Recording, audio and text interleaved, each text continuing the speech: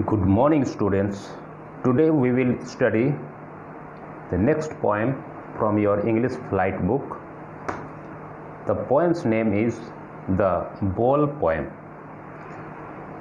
The poem is very small one, but it has a deep meaning in it. It is related to our life's reality. So students, let us begin with a small introduction. Okay. So in this poem, the poet describes the reality of our life. He explains how everyone has to learn to cope up with the loss of dearest ones, और हमारे पसंदीदा और dearest खोई हुई चीज़ों के साथ हमें कैसे सहानुभूति या हमें कैसे समझौता है या हमको कैसे सामना करना चाहिए, हमारी खोई हुई चीज़ के साथ हमें कैसे समझौता करना चाहिए, हमें कैसे रहना चाहिए। इस पोएम में एक लड़का अपना बॉल खो देता है और वो बहुत ही दुखी होता है, और वह बॉल भी ज़्यादा पैसे की नहीं थे, ज़्यादा कीमती नहीं थे, लेकिन वह बहुत ही डिफ़िकल्ट थी जो अनदर बॉल खरीद पाने के लिए। देखो, वो बॉल बहुत कीमती भी नहीं थी, है ना, और वो लड़का बहुत ही दुखी था, पर वह लड़का दूसरा बॉल नहीं खरीदना चाहता था। It was not difficult to buy another ball. Okay. Even then the boy is upset. फिर भी वो लड़का बहुत ही दुखी था. The poet tells what the boy has lost and what the boy has to learn from the experience of losing something. तो कवि कहता है कि लड़का अपने खोए हुए बॉल से क्या सीखा और वे अपने अनुभव से क्या सीखा। तो इसी तरह से हमारी ज़िंदगी में हम अपने छोटे छोटे चीज़ों के साथ हम सीखते हैं, हमारे छोटे छोटे अनुभव के साथ हम सीखते हैं, हम ज्ञान अर्जित करते हैं, नॉलेज लेते हैं। So students, so this is what about the introduction. So now let us see the poem. What is the boy now who has lost his ball? What is he to do? I saw it go merrily bouncing down the street, and then merrily over there it is in the water. तो पहला line में कहता है What is the boy now? What is the boy now? अब boy क्या करेगा, लड़का क्या करेगा? Who has lost his ball? जिसने अपना बॉल खो दिया। What is he to do? अब लड़का क्या करेगा? I saw it go. लड़का क्या करेगा, और अब लड़का क्या करने वाला है। I saw it go. I is referred to the poet. Okay, I saw it to go. वह बॉल को जाते हुए देखा, merrily bouncing down the street and then merrily over there it is in the water. तो ball कैसे जा रहा था, बहुत ही खुशी खुशी उछलते हुए down the street, गली में, and then बहुत ही खुशी खुशी उछलते हुए वो किसी वाटर बॉडी में चला गया। ओके, फिर कवि क्या कहते हैं देखो, तो पहला के 4 लाइन में जो है लड़का बहुत ही हेल्पलेस है। ओके, बहुत ही हेल्पलेस है। And next line, no use to say O there are another balls, तो O there are another balls मतलब वो कहता है कि ऐसा कहना तो कि और भी बोल है, ऐसा कहना, तब ऐसा कहने से कोई मतलब का नहीं है, इसका कोई मतलब नहीं है। नो यूज टू से देयर आर अदर बॉल्स, है ना। An ultimate shaking grip fixed the boy, an ultimate shaking grip fixed the boy. ठीक, तो उस एन अल्टीमेट, अल्टीमेट मतलब अत्यंत, shaking grip fixes the boy, तो लड़का वो अत्यंत दुखी हो गया, अत्यंत दुखी हो गया, क्योंकि लड़का का जो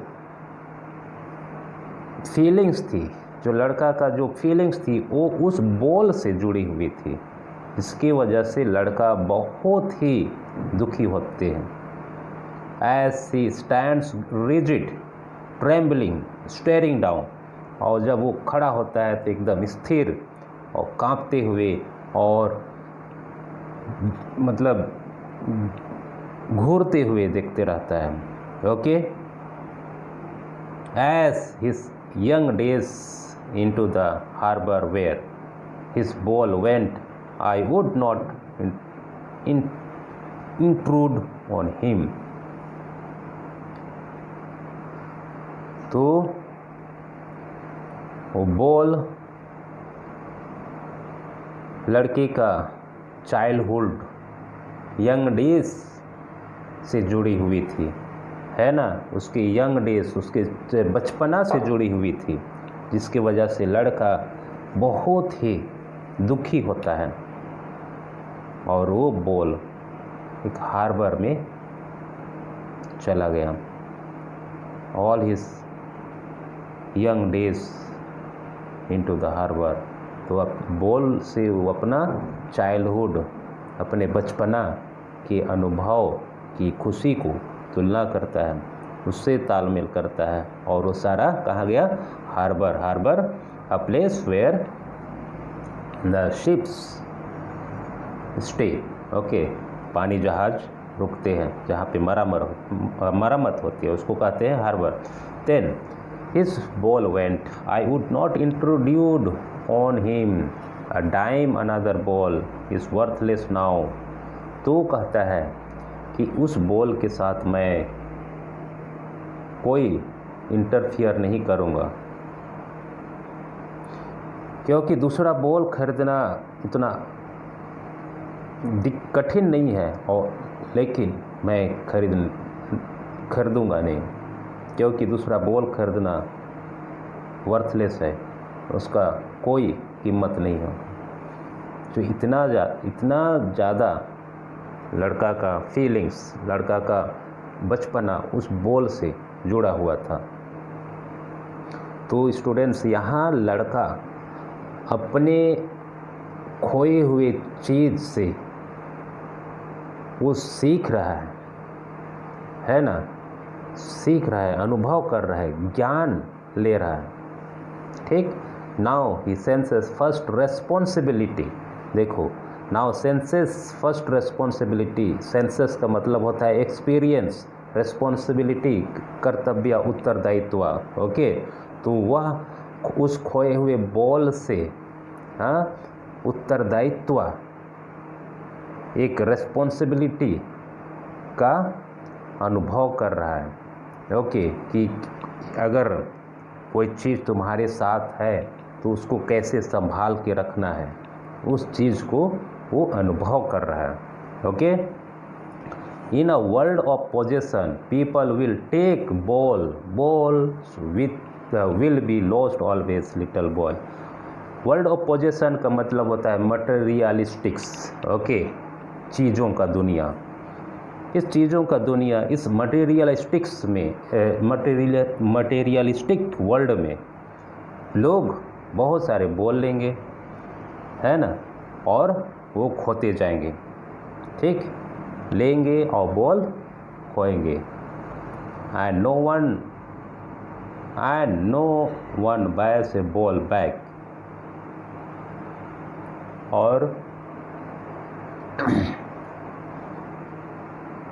और कोई बॉल नहीं खरीद लेता है, नहीं, बॉल खोएगी और लोग खरीद लेंगे, ठीक है।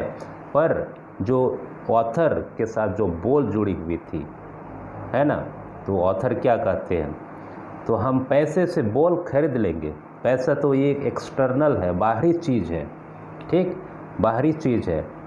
पर जो बॉल के साथ जो लड़का का जो फीलिंग्स जुड़ी हुई थी, जो यादें जुड़ी हुई थी बचपना का, उस चीज़ को पैसा नहीं खरीद सकता है, ओके। तो ये चीज़ है, he is learning well behind his desperate eyes. तो अपनी दुखी मन के पीछे, ओके, अपने हेल्पलेस होने के पीछे वो रियलिटी, ज़िंदगी की रियलिटी को सीख रहा है, अनुभव कर रहा है, एक्सपीरियंस कर रहा है, okay. The epistemology of loss, how to stand up.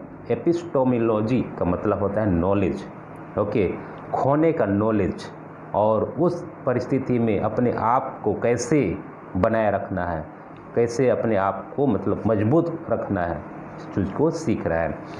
Knowing what every man must one day know, और प्रत्येक व्यक्ति को अपने खोए हुए चीज़ के प्रति जो अनुभव होता है, जो एक्सपीरियंस होता है, उसको सीखना है, ओके। जिस तरह से बच्चा यहाँ, पोएट यहाँ सीख रहा है कि एक बच्चे के साथ उसके बोल, एक बच्चा का उसके बोल के साथ अपनी बचपना, अपनी यादें, अपनी अनुभव जुड़ी हुई थी, उस चीज़ को भुलाना नहीं चाहता है, उस चीज़ के खोने के प्रति वो अपना नॉलेज ज्ञान कर रहा है। And most know many days how to stand up, और सभी को ये पता है, या सभी को यह जानना होगा कि ऐसे परिस्थिति में लोग को कैसे मजबूत रूप से खड़ा होना है। सो स्टूडेंट्स, हमें अपने खोए हुए चीज़ों के साथ जो यादें, जो हमारे बचपन, जो हमारे मतलब पिछले जीवन की चीज़ें जुड़ी हुई रहती हैं, उसे हमें क्या सीखना है, उस चीज़ को हमें यहाँ बताता है, ओके। तो यहाँ एक रिस्पॉन्सिबिलिटी हमें अपने आप में लेना चाहिए, ओके। पैसे हमारे पास हैं, पैसे से हम कुछ भी खरीद सकते हैं, है ना, लेकिन हमारी जो यादें हैं, जो हमारे अनुभव हैं, फीलिंग्स है, वो सब हम नहीं खरीद सकते हैं। So students, I hope you understood the poem. So thank you.